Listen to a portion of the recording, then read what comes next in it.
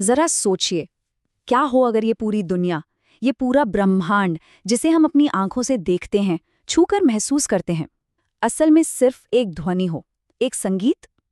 नहीं, ये कोई नई साइंस फिक्शन कहानी नहीं है, बल्कि एक हजारों साल पुराना भारतीय विचार है। और आज हम इसे एक बहुत ही खास, एक आधुनिक संगीतकार की कला के जरिए समझने की कोशिश करेंगे। आज की दुनिया में हर तरफ इतनी जटिलता है, इतना शोर है कि हम सब कभी ना कभी उलझ कर रह जाते हैं ना। एस्टोनिया के महान संगीतकार आर्बो पर्ट, उन्होंने भी ठीक यही महसूस किया। और उनकी ये जो एकता की तलाश थी, बस यही वो धागा है जो हमें आज ध्वनि और संगीत की सबसे गहरी परतों तक ले जाने वाला है। देखिए, हम अपनी दुनिया को अक्सर आंखों से ही तो समझते हैं, जो दिखता है वही सच लगता है, सीधी सी बात है। पर क्या ये मुमकिन है कि हम एक बहुत बड़ी चीज मिस कर रहे हैं? क्या ये हो सकता है कि असलियत देखने में कम और सुनने में ज्यादा हो? तो ये जो गहरा सवाल है, इसका जवाब हमें मिलता है प्राचीन भारतीय दर्शन में। वहाँ एक बहुत ही अद्भुत, एक हैरान कर देने वाली अवधारणा है, नाद ब्रह्म। और यकीन मानिए, ये एक ऐसी सोच है जो हमारे देखने, सुनने, हमारे समझने के तरीके को पूरी तरह पलट सकती है। तो आखिर ये नाद ब्रह्म है क्या? अच्छा, एक पल के लिए सोचिए कि ये सब कुछ जो हमारे आसपास है, ये मेज, ये हवा, यहाँ तक कि हमारे अपने विचार भी, सब कुछ एक संगीत की तरह लगातार वाइब्रेट कर रहा है, कांप रहा है। इस नजरिए से देखें तो ये दुनिया ठोस चीजों का ढेर नहीं, बल्कि ऊर्जा का, वाइब्रेशंस का एक लहराता हुआ महासागर है। ये सोच का पूरा तरीका ही बदल देता है। देखिए, हमारी आदत है दुनिया को अलग अलग ठोस चीजों में बांटकर देखने की। ये एक कुर्सी है, वो एक दरवाजा है। लेकिन नाद ब्रह्म कहता है कि नहीं, ये सब सिर्फ ऊर्जा के बदलते हुए पैटर्न हैं। और सबसे कमाल की बात तो ये है कि हजारों साल बाद आज की मॉडर्न क्वांटम फिजिक्स भी कहीं ना कहीं इसी नतीजे पर पहुंच रही है। कमाल है ना? पर रुकिए, नाद ब्रह्म की कहानी सिर्फ इतनी ही नहीं है। ये कोई एक सीधी साधी परिभाषा नहीं है, बल्कि ये एक ऐसा विचार है जिसकी कई परतें हैं, कई गहरी गूंजें हैं, जो हमें ध्वनि की असली शक्ति को अलग अलग तरीकों से समझाती हैं। तो चलिए इन 5 गूंजों को जरा महसूस करते हैं। सबसे पहली, ध्वनि ही ईश्वर है। मतलब इस सृष्टि की शुरुआत ही एक शब्द, एक ध्वनि से हुई।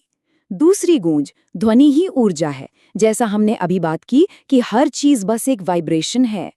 तीसरी, ध्वनि ही आनंद है। ये जीवन का वो संगीत है जो हर पल हमारे चारों ओर बज रहा है, बस हमें सुनना है। चौथी गूंज है, ध्वनि ही शून्यता है। ये वो खालीपन है जो असल में खाली नहीं, बल्कि अनगिनत संभावनाओं से, क्रिएटिविटी से भरा हुआ है। और आखिर में, ध्वनि ही वो केंद्रीय विचार है, वो चाबी है जिससे हम इस पूरे ब्रह्मांड के रहस्य को शायद खोल सकते हैं। अब शायद ये लगे कि ये तो हजारों साल पुराना एक दार्शनिक विचार है, आज की दुनिया में हम इसे कैसे समझें, कैसे महसूस करें? तो इसका सबसे अच्छा तरीका है एक आधुनिक कलाकार के संगीत के जरिए। चलिए मिलते हैं आर्बो पर्ट से, एक ऐसे संगीतकार जिनका संगीत इस पूरे दर्शन को मानो जिंदा कर देता है। आर्बो पैड की कहानी सच में किसी फिल्म जैसी है। सोचिए, सोवियत संघ का वो दमनकारी दौर, उनके संगीत को बहुत ज्यादा आधुनिक और धार्मिक कहकर बैन कर दिया गया। इस घुटन से तंग आकर उन्होंने एक ऐसा कदम उठाया जो कोई सोच भी नहीं सकता। उन्होंने संगीत बनाना ही छोड़ दिया। पूरे 8 साल तक एक भी नोट नहीं लिखा। जरा सोचिए, एक संगीतकार के लिए 8 साल का मौन। तो इस 8 साल की खामोशी को तोड़ने के लिए उन्होंने क्या किया? वो अतीत की गहराइयों में चले गए। उन्होंने सदियों पुराने ग्रिगोरियन मंत्रों को सुनना शुरू किया, बहुत ही शुरुआती दौर के संगीत को। और उसी पवित्र सादगी में, उसी ठहराव में उन्हें अपनी खोई हुई आवाज वापस मिली। और इस बार जो आवाज मिली वो पहले से कई ज्यादा गहरी, ज्यादा सच्ची थी। तो आर्बो पैरेट का संगीत असल में उनके दर्शन का ही एक आईना है। अब हम उनकी सबसे प्रसिद्ध रचनाओं में से एक को देखेंगे और ये समझने की कोशिश करेंगे कि कैसे उन्होंने नाद ब्रह्म जैसे गहरे विचार को संगीत के सुरों में ढाल दिया। अपनी इस नई शैली को पैटर्न ने एक बहुत ही खूबसूरत नाम दिया, टिंटिनेबलेशन। इसका मतलब है छोटी छोटी घंटियों की आवाज। अब इसे समझना बहुत आसान है। सोचिए, संगीत में 2 आवाजें एक साथ चल रही हैं। एक आवाज जो एक सुंदर सी धीमी सी धुन गा रही है, और दूसरी आवाज जो बस किसी मंदिर की घंटियों की तरह कुछ ही सुरों को बहुत शांति से दोहरा रही है। उनकी एक रचना है स्पिगल इम स्पीगल। इसका मतलब होता है आईने में आईना। इसमें ये शैली अपनी पूरी खूबसूरती के साथ सामने आती है। पियानो वो पवित्र घंटियों की तरह बजता है और सेलो एक बहुत ही शांत, बहुत ही ध्यान में डूबी हुई धुन बजाता है। बस ये दो सरल हिस्से और ये दोनों मिलकर कुछ ऐसा रचते हैं जो किसी जादू से कम नहीं। तो आईने में आईना ही क्यों?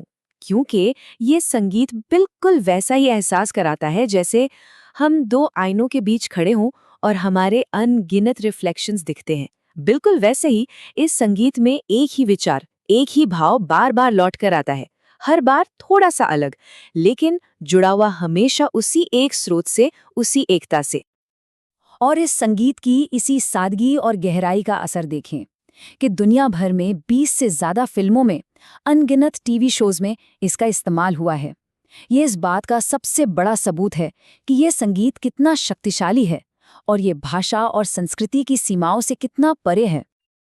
तो नाद ब्रह्म के प्राचीन ज्ञान से लेकर आर्बोपैट के आधुनिक संगीत तक की ये जो यात्रा है, ये हमें एक ही जगह लाकर छोड़ती है।